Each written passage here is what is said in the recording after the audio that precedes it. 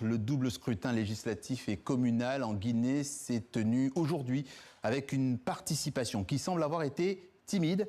Cette élection doit acter le retour définitif du pays à l'ordre constitutionnel. En jeu, 147 sièges de députés et 375 sièges de conseillers communaux. On fait le point avec Laure de Matos et Véronique Péris.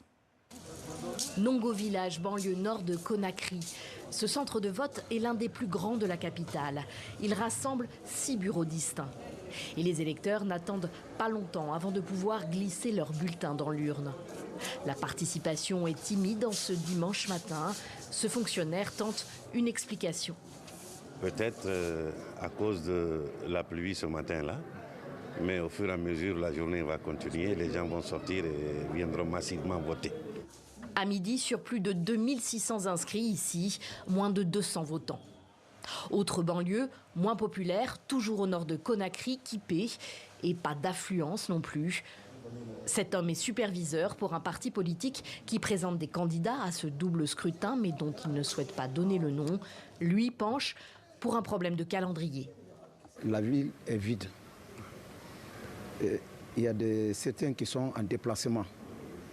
Ils sont à l'intérieur du pays pour la fête et certains sont à la Mecque. Des électeurs restés au village après la fête mercredi de la Tabaski ou en pèlerinage à la Mecque. Peut-être les forces vives de Guinée qui rassemblent organisations de la société civile et anciens partis politiques d'opposition désormais dissous ont appelé par communiqué et depuis l'étranger à boycotter ces élections législatives et communales. Elles sont censées marquer un tournant pour le pays, clore son processus de retour à l'ordre constitutionnel 6 mois après l'élection de Mamadi Doumbouya à la présidentielle et près de 5 ans après le coup d'État qu'il a porté au pouvoir.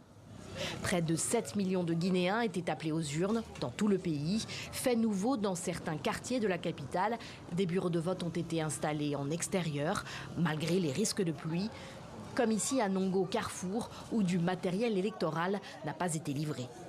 Il y a des manquements de certains documents, comme par exemple les fiches d'émargement, oui, les fiches de dépouillement en fin de journée, et puis la fiche là où les observateurs vont s'enregistrer.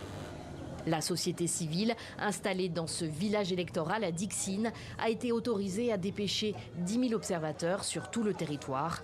Les résultats sont attendus dans 48 heures.